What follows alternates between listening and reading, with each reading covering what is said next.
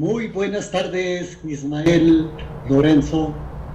Óyeme, encantado de hablar contigo, Rafael. Déjame presentarte a los radios oyentes de Creatividad Internacional. Creatividad Internacional, es decir, que ya tiene 612 programas. Es una red de literatura y cine, que esta es nuestra parte, donde llevamos ya 7 años de la parte radial.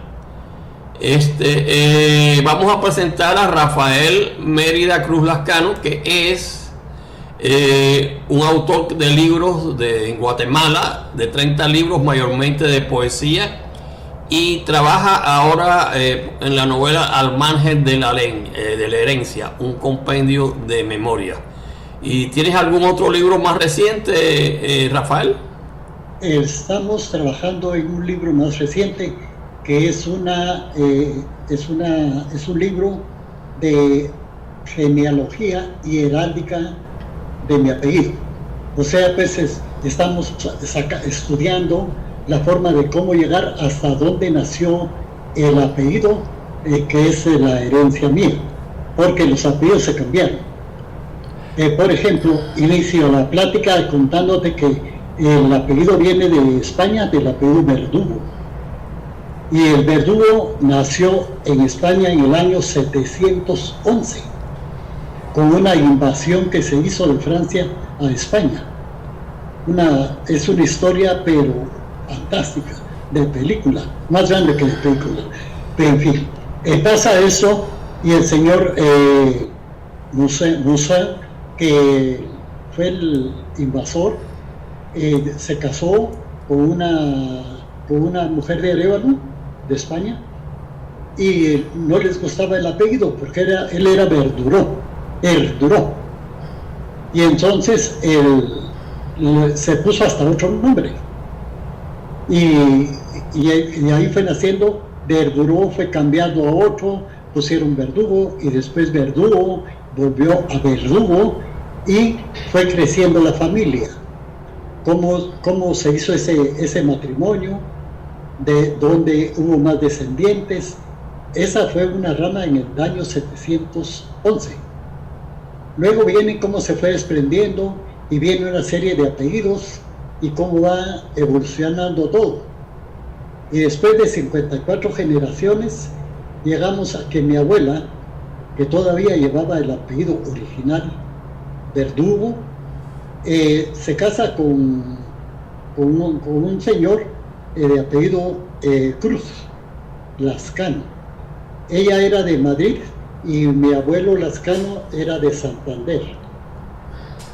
De ella se casan, ya estando en Guatemala, y de ahí nace que mi madre se casa con Rafael Mérida, mi padre, y de ahí vengo ya yo con mi descendencia.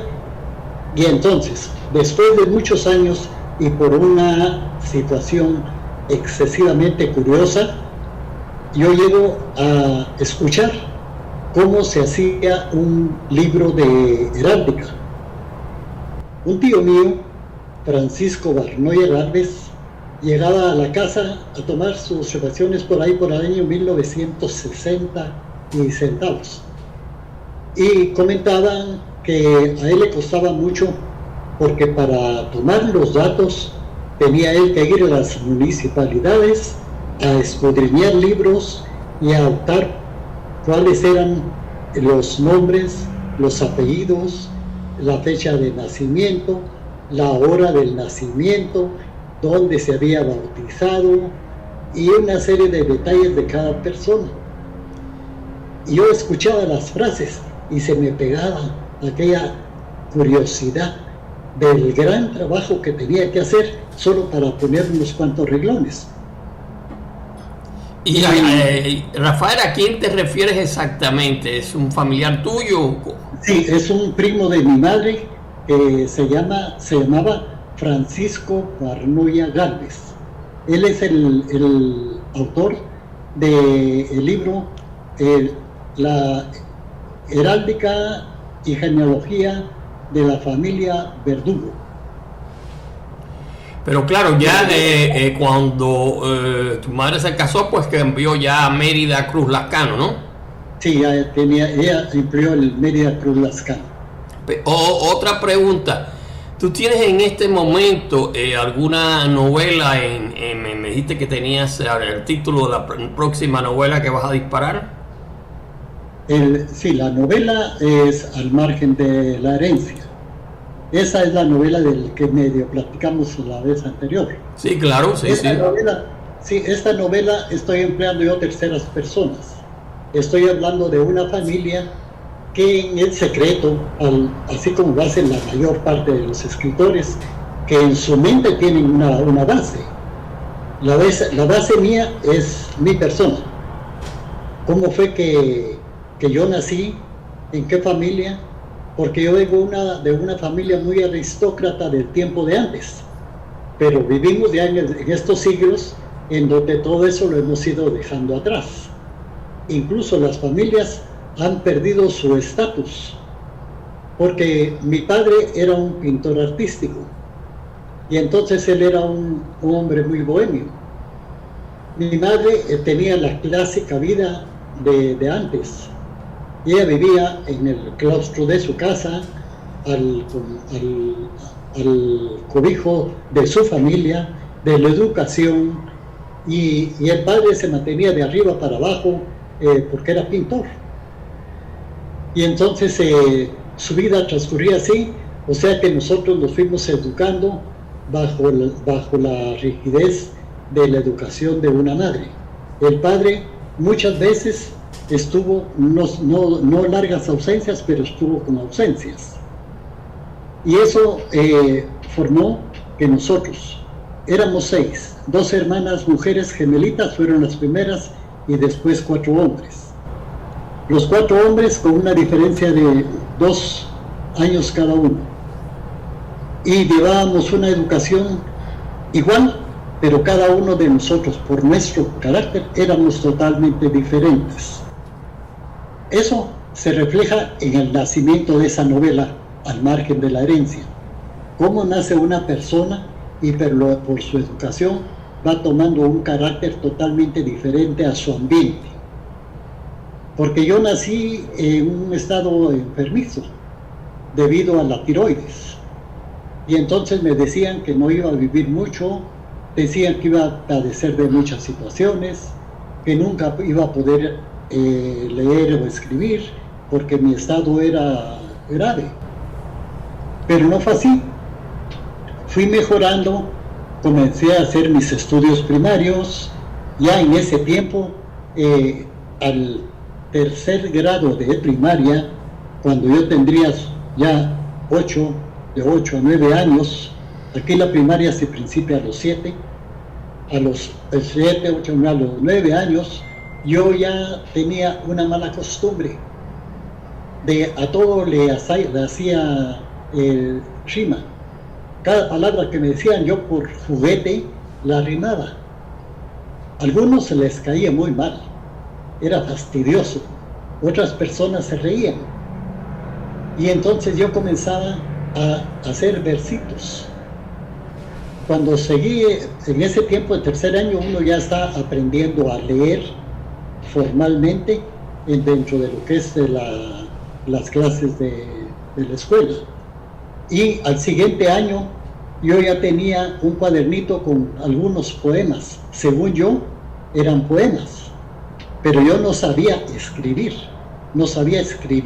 poemas. La poesía no es lo mismo, pero yo así lo hacía. Cuando llegamos al 6º año, yo ya tenía un cuadernito.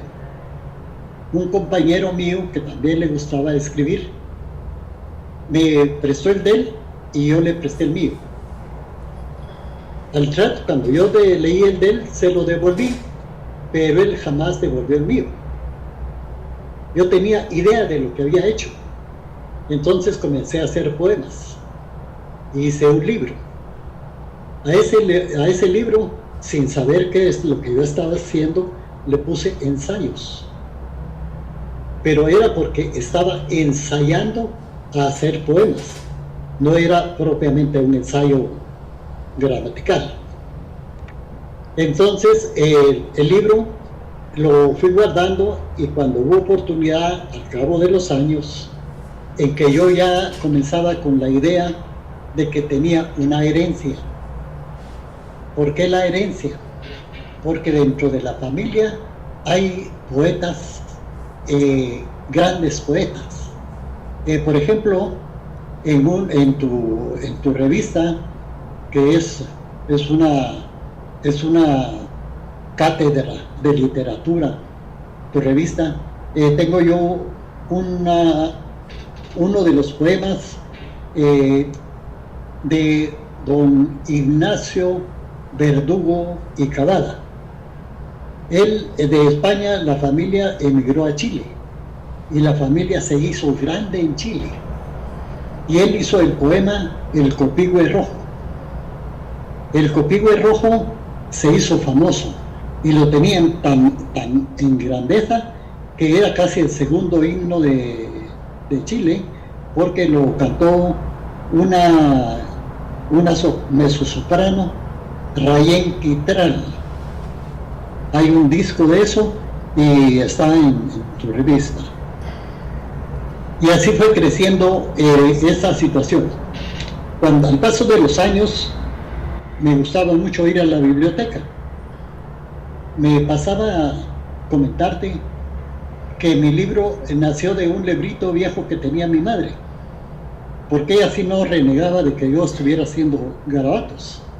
Ella me regaló un libro del poeta nicaragüense Rubén Darío, Alborada.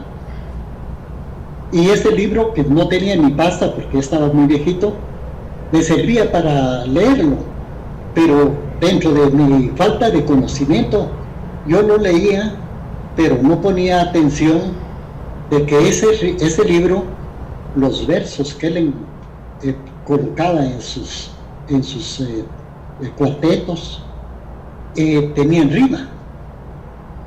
Yo no sabía qué era la rima, no sabía que era una estrofa en su cuadratura, pero yo hacía los poemas y los fui leyendo, y cuando me iba a la biblioteca a leer de qué se trataba, conocí a un bibliotecario, al director de la biblioteca, que era un hombre sumamente altruista.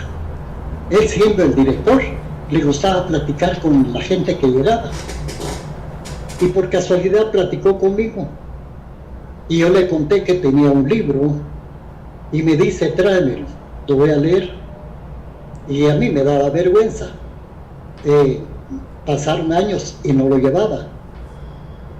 Otra de las coincidencias, por otra razón, de otra persona que llegó hasta nuestro libro de genealogía, por razones que se desconocen, tenía una litografía y me dio trabajo. Yo llegué a trabajar ahí y platicando y leyendo, me dicen: este libro que tú tienes está bien, hagámoslo libro. Me dice el director de la tipografía. ¿Y cuál era el título del libro? Se llama Ensayos de un poeta. Ah, ok. Sí, entonces me dice: lo vamos a hacer, pero yo no tengo dinero para hacerlo. Le habló al propietario de la litografía y dice: regalémosle un tiraje de libros. Y de ahí nació que el libro se editara. Era un libro que tenía nomás 25 páginas. Pero salió. Cuando ya lo tenía hecho, me recordé de aquel bibliotecario, Rigoberto Brana Cemitia. Fui con él y se lo llevé. Y me dice: bueno, está bien, déjamelo, lo voy a leer y te lo voy a contestar por escrito. Pasó el tiempo. Al cabo de los meses recibo una carta con sorpresa de él, y ahí me dice en la carta, porque tengo todavía esa carta, él era un hombre tan especial que en su biblioteca, siendo él el director de la biblioteca, tenía una maquinita apenas de esas de 8 pulgadas, su maquinita de escribir. Todavía no existía la computadora, no existía en ese medio. Entonces, ahí me hizo la carta, y él escribía con 2 dedos. Sí, pero me hizo la carta y ahí me dice que no es lo mismo escribir para uno mismo que escribir para un libro, porque ese libro se va a ir a otras personas, y entonces va a ser sumamente martillado, lacrado por la crítica, porque quien lee un libro ya se llega a encontrar los horrores que uno comete cuando no utiliza la esencia de un poema, que es escribir en poesía. No es lo mismo hacer un verso en prosa que un verso poético, aunque sea el mismo verso. Si es poético es diferente, tiene que tener su color, su ritmo, tiene que tener su música, tiene que ganar su interés, y de ahí nace una serie de estudios que el poeta los va aprendiendo al cabo de muchísimos años, que es aprender la preceptiva literaria, en donde uno tiene que escribir con muchos permisos de dicción, permisos de palabra, y con anáforas, con metáforas, en fin, la poesía es inmensamente rica. El libro pasó, ya comencé yo a reformar mi poesía, comencé a trabajar en la poesía y a conocer a más poetas. Naturalmente que me interesaba ir buscando a mis parientes. El hermano de Francisco Barnoya Gálvez, quien hizo este libro de genealogía e historia, fue el doctor Joaquín Barnoya Gálvez.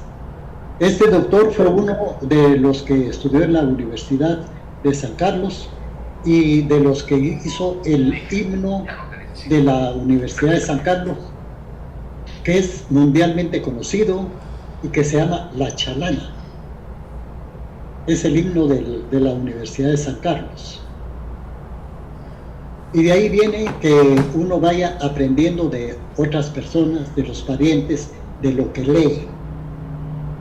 Yo fui naciendo en ese sistema no escolástico, pero sí basado en la literatura preceptiva, la literatura real.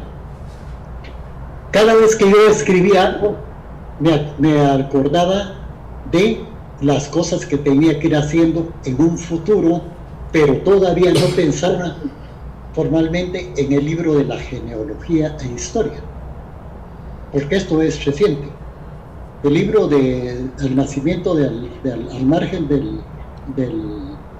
la herencia, al margen de la herencia, viene solamente de eso, de ir agarrando cosas que nos daba la vida, como es el carácter de la persona, cómo va cambiando. Yo, muchacho, con todos los defectos que tenía, porque nací enfermizo, no nací no fraternalmente con mis hermanos, porque las 12 hermanitas mujeres murieron infantes. Una se quemó y la otra se murió del estrés. El hermano mayor era de un carácter muy fuerte. Yo fui el segundo de los varones. El siguiente era muy juguetón y el tercero nació 9 años después de todos.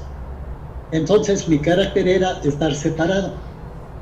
Por eso mismo, en mi hogar había una educación católica, cristiana, católica, apostólica, romana, muy enraizada. Mi abuela era franciscana, mi madre era franciscana, mi tía era franciscana, y como yo era el que andaba con mi madre para todos lados, porque era yo el que iba a ser chiñado porque no podía hacer nada, siempre llegaba a la iglesia y resulté haciéndome franciscano. A los 12 años yo ingresé a la orden franciscana como novicio, El noviciado tarda todo el tiempo que llegue uno a su edad de ingreso. Cuando llegó la edad de ingreso a la orden franciscana, yo ya tenía la vocación, sentía yo, del sacerdocio. Hablé con los sacerdotes y ellos que me conocían, de inmediato me aceptaron y me enviaron a Nicaragua para un seminario. El seminario en Nicaragua se llamaba Colegio Seráfico. No le decían seminario, sino Colegio Seráfico. En el Colegio Seráfico llevábamos los estudios de la iglesia, independientemente los estudios normales de un instituto de afuera. Así que nosotros nos fuimos a estudiar, íbamos a estudiar el bachillerato a la calle y lo que era de la iglesia en la iglesia. Ahí viene otra de las etapas, que es la herencia, porque en mi familia hubo varios sacerdotes, algún arzobispo, y entre ellos hubo 2 que siendo ya sacerdotes se retiraron de la iglesia. Pero yo no pensaba eso, yo solo conocía las situaciones. Llega la historia de que también eso pega en la cabeza. Y yo copié los nombres sin saber que algún día me iban a servir. Llega el momento en que la iglesia, a los 2-3 años de estar dentro de la iglesia, uno le dan, por decir así, le dan una bendición para que ingrese a una materia superior, que es el diaconado. Después de filosofía, retórica, gramática, teología y todas las cosas normales de iniciarse en la iglesia, se llega al prediaconado. Ahorita hay una cosa, te lo voy a contar al momento, cuando más que haya la razón. Llega el prediaconado. Cuando llega el prediaconado, el seminarista tiene que salir del colegio donde está e irse a una parroquia y llevar un año en la parroquia o en su casa teniendo la vida del mundo, para que él conozca cómo es vivir afuera o cómo se administra las cosas de la iglesia, cómo se llevan los libros, cómo se hacen las actas de bautismo, de confirmación, matrimonios, cómo se lleva el control de los apostolados, de los catequistas, y lo van transfiriendo a uno de pueblo en pueblo. Yo tuve esa experiencia. Llego a la Basílica de San Francisco en la ciudad de Guatemala, estoy ahí un tiempecito corto, me mandan a San Marcos, un departamento de tierra fría en Guatemala que es fronterizo. De San Marcos voy a San Pedro Zacatepeques en Guatemala y nos mandan para hacer una catequesis ya más formal a Malacatán. En Malacatán, que es la pura frontera con México, la iglesia se comparte en apostolados. A la iglesia de Malacatán llegaba un grupo de señoritas, jovencitas, y a mí me gustaba una, siendo seminarista. Y en una de tantas me atreví y le dije que ella me gustaba. Y se asustó. Y me dice, yo a usted no le hago caso porque usted está en la iglesia. Y entonces me quedó eso. Y en la primera oportunidad que tuve, le pedí a mi madre que me fueran a traer, porque estaba dentro de la iglesia. Me llegaron a traer y me retiré de la iglesia. Estuve en más o menos casi más o menos un año, después de 6 meses, un año o año y meses. Estuve poco tiempo escribiéndole a la jovencita, y en una de tantas yo le decía que se llegara, que se fuera a Guatemala, porque ella era de Tapachula, Chiapas, México. Y entonces no lo pensó ya 2 veces y se fue. ¿Te puedes tú imaginar a un seminarista que no sabe hacer absolutamente nada de trabajo, que es todavía de 18 años, un muchachito, y era otra muchachita de la misma edad. La familia se asusta, ¿qué pasa con este? Pero ella se quedó, no se le dio cobijo en mi casa, sino que se le envió a otra casa, a que estuviera. Pero salíamos mucho juntos.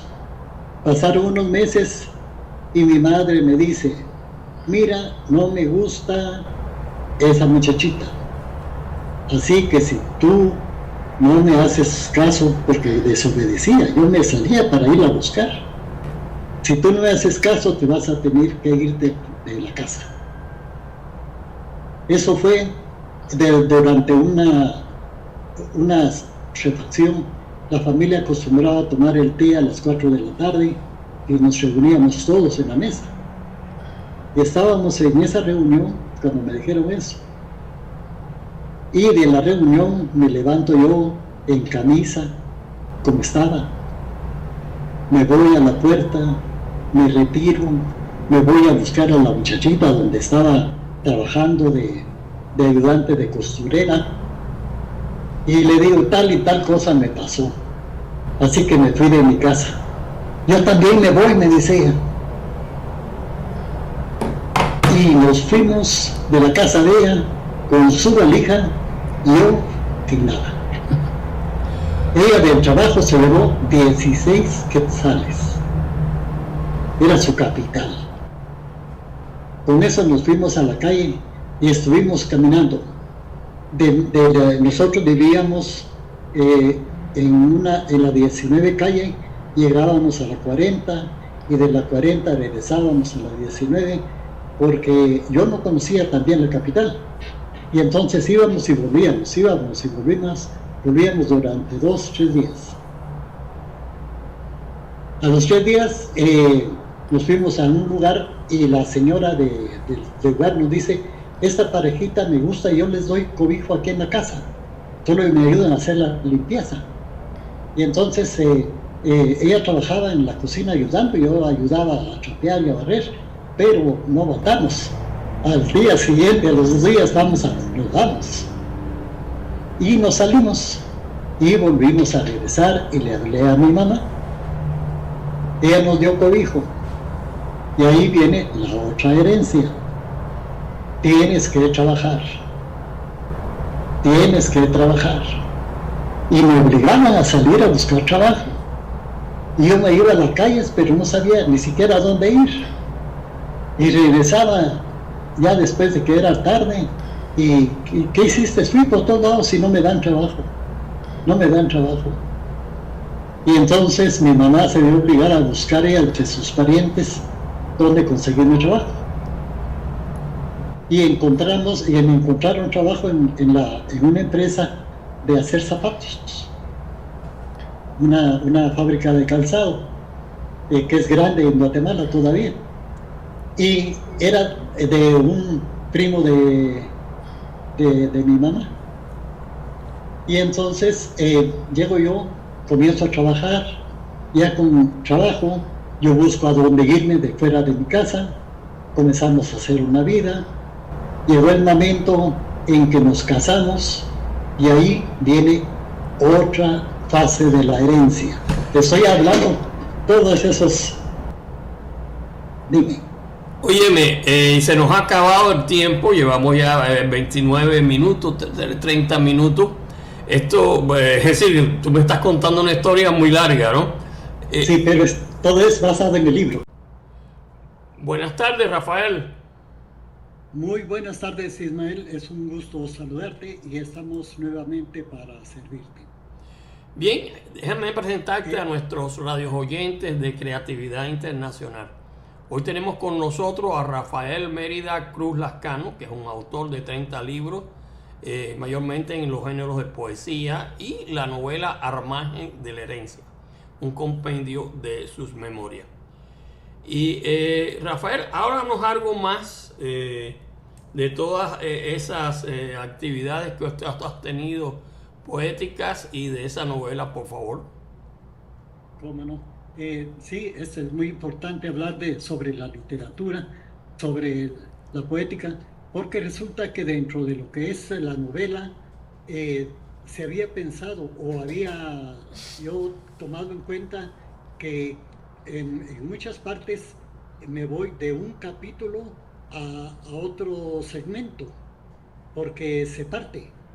Son tramas que a veces la parte de la novela es un poquito extensa, pero requiere de un segmento corto para dejar entendido qué es. Hay otra cosa que me comentaron últimamente, haciendo comentarios sobre esta entrevista, porque la leyeron y les interesó saber cómo estaba, y me dicen que me recuerde que cuando yo escribo para una novela, no me debo identificar mucho. Es un dato muy importante, que cuando se escribe, uno está escribiendo hacia el lector, ya no puramente sí, el sentimiento personal, pero ese sentimiento personal no es solo para mí. Yo lo tengo que ir procesando de manera que el lector se vaya identificando con esa pasión, con ese encuentro, agarrando alegrías, tristezas, gustos y decepciones, pero con mucho cuidado, porque muy posiblemente el lector se va identificando con la historia que está escuchando o leyendo. Y bueno, pero háblanos más de esa imagen de la herencia son memorias, ¿no? Sí, son memorias. Memorias basadas en segmentos históricos, porque cada situación es eso sí se va a ir identificando, que cada parte de su vida es porque algo la obligó a que fuera así. Son datos heredados, son situaciones heredadas, consecuencias heredadas, parte de la vida que uno va recibiendo como herencia de sus padres. Y esa herencia que yo recibí de mis padres, ya en la última parte del segmento anterior, ya había yo cambiado mi infancia, de la infancia del personaje. La infancia ya se había cambiado de juventud a la época de matrimonio. Y ya le iba a cambiar la vida a ese jovencito, y entonces él iba a tener ya otras responsabilidades, otros deberes, y eso también se viene heredado. ¿Por qué? Porque lo que yo viví, lo que yo tengo como mío, se lo voy a heredar a mi esposa. Y cuando nazcan los hijos más adelante, van los hijos a heredar esa situación de que mi educación los orilló a ellos a tener ciertas situaciones personales que son también regalos de la herencia. Y déjame hacerte una pregunta. Tú vives en Guatemala, ¿no? Sí, yo vivo en la ciudad de Guatemala. Viví en Guatemala hasta los 13 años. Por estudios me fui a radicar a Nicaragua, donde estaba el seminario que se llamaba Colegio Seráfico. Después, regresando de Nicaragua, vine a Guatemala y de nuevo salí a la frontera con México. Y estuve 1 año y medio en la frontera, y de ahí fue donde mi retiro del seminario.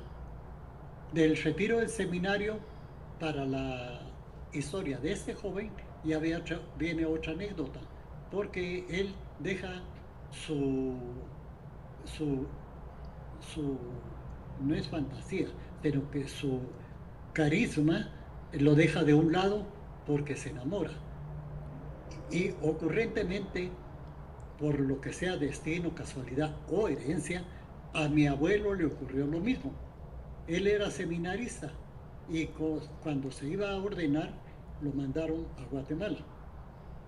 Se enamoró de mi abuela, que ella también por herencia había salido de España para radicar a Guatemala. Y entonces se conocieron y le cambió la vida a los dos.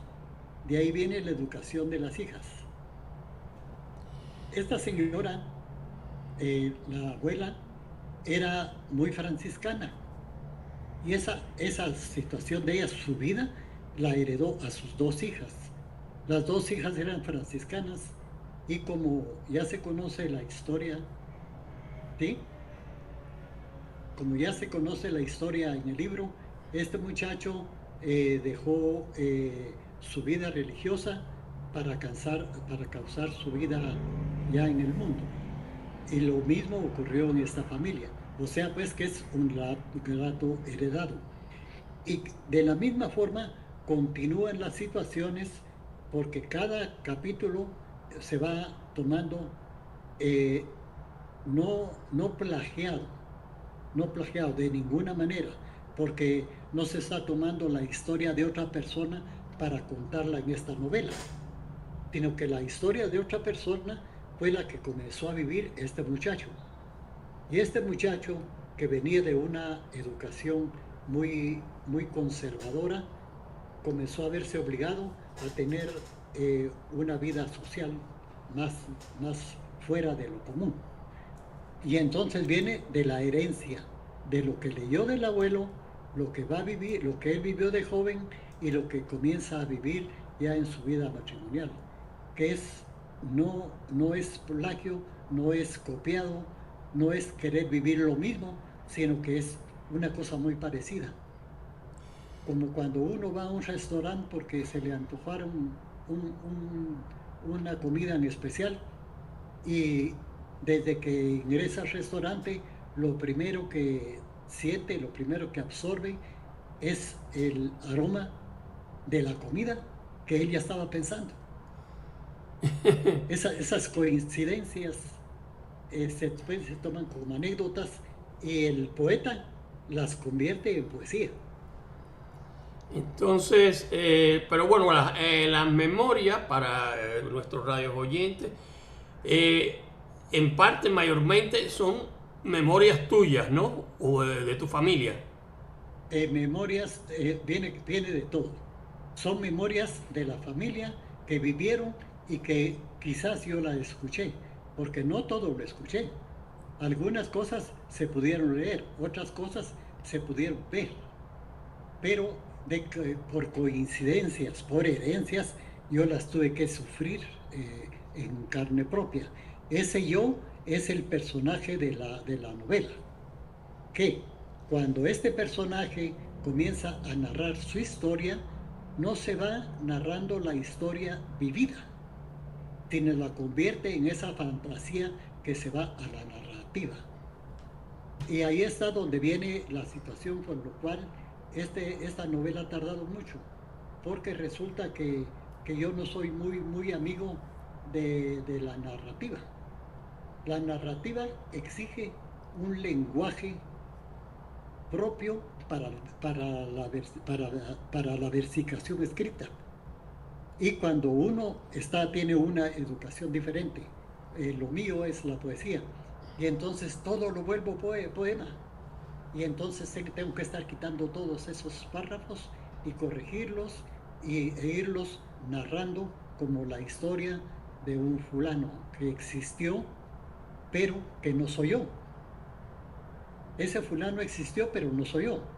No es Rafael, es el personaje de la novela. Y este personaje de la novela se va por otros tangentes. Por ejemplo, una anécdota dura, ajena a mí, pero vivida por herencia, es mi abuelo era un terrateniente, era propietario de 3 fincas.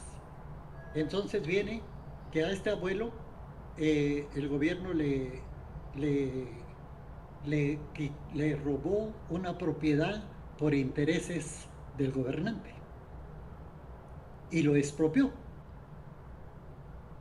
Y entonces cuando viene esto, nosotros leemos la historia de Guatemala, en donde 2, 3 presidentes, por razones políticas, económicas, han expropiado a los extranjeros en Guatemala, han expulsado a todos los españoles, a muchos alemanes, los han expulsado de la tierra de guatemalteca porque necesitan esas tierras, necesitan la riqueza que tiene este hacendado.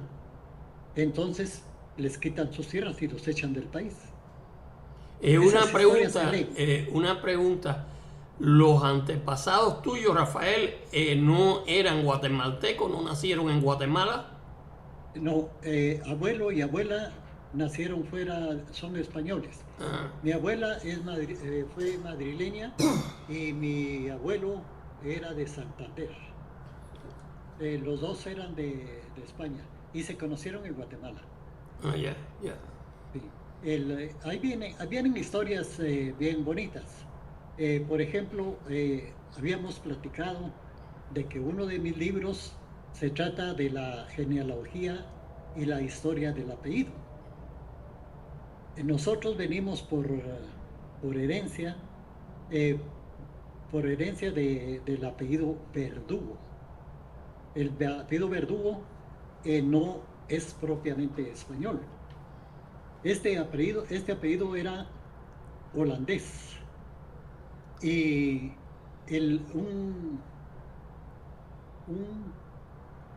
estoy equivocando, no era holandés.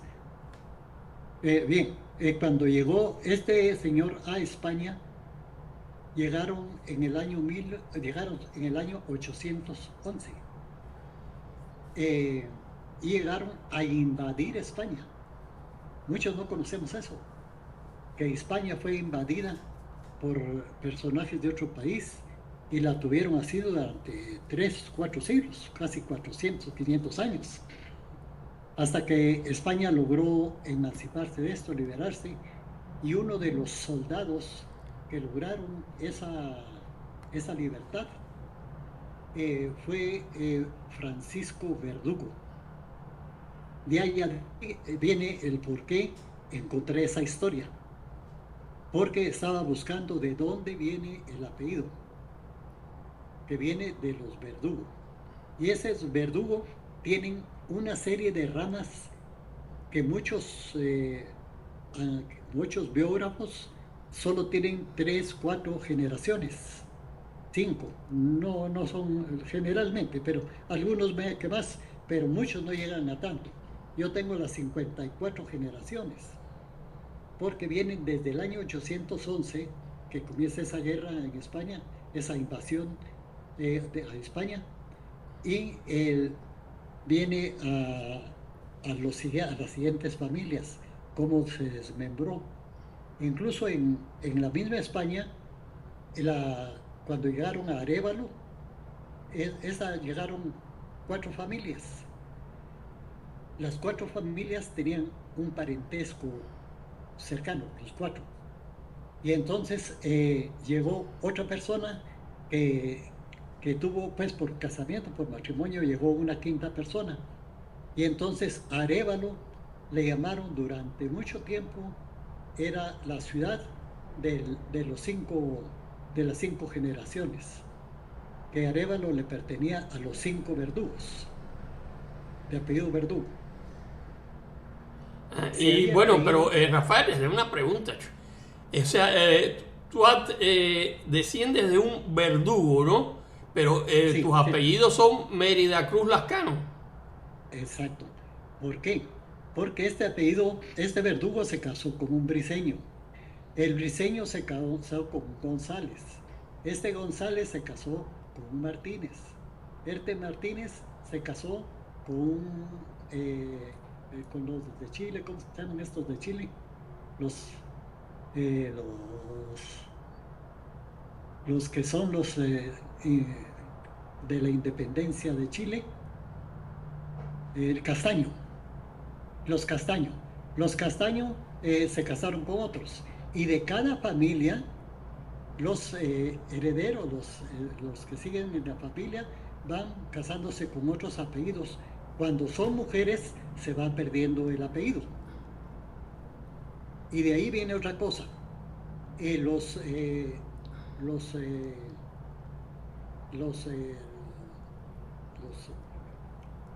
regalos grandes que da España, los certificados de grandeza que da España, los va dando a las personas que se los han ganado por méritos en España, y eso se pierde cuando se pierde el apellido.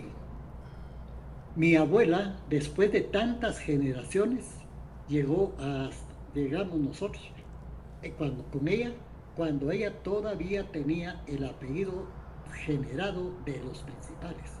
Mi abuela era Gálvez Verdugo. Y entonces ella se casó con mi abuelo, que era Cruz Lascano.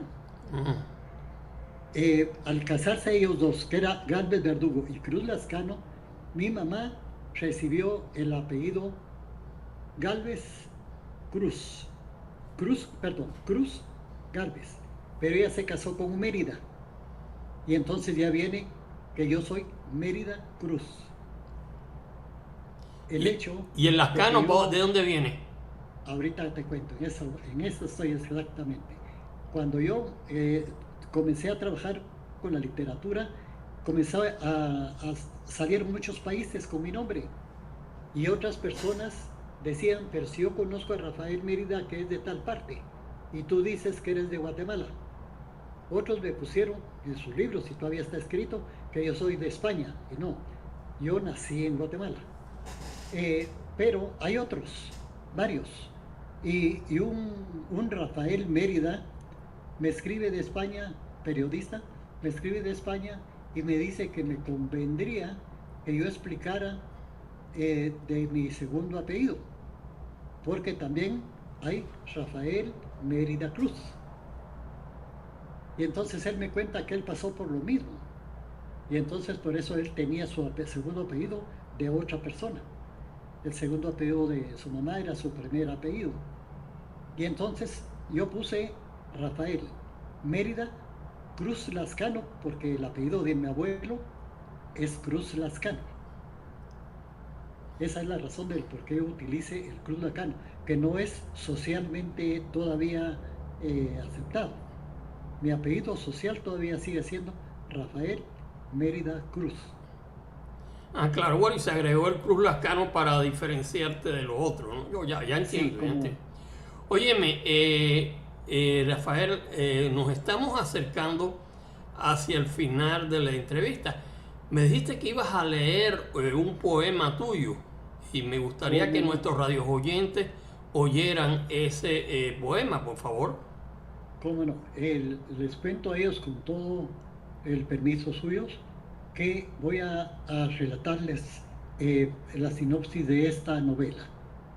Mi nacimiento y primeros años fue tormento, que solo el amor de madre sabe mitigar.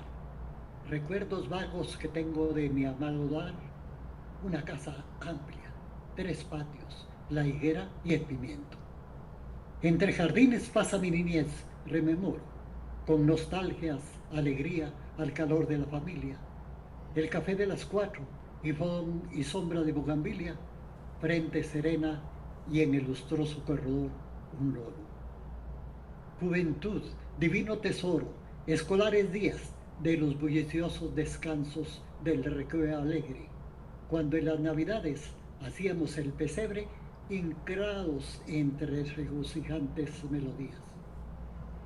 Fui tocado por la piedad del mismo Dios vivo, y esa vocación me llevó años al seminario y comprender de Cristo su agonía, su calvario, pero no fui escogido.